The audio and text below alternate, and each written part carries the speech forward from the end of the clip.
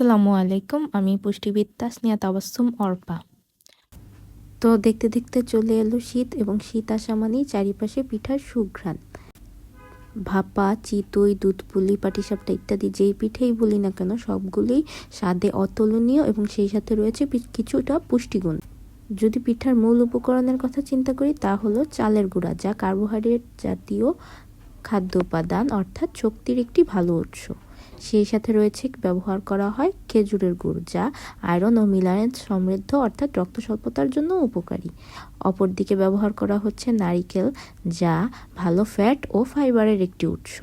এছাড়াও যেগুলো দুধ জাতীয় পিঠা অর্থাৎ দুধপুলি বা পাটিসাপটা ইত্যাদি থেকে আমরা ক্যালসিয়াম ও প্রোটিনের অংশও পাচ্ছি।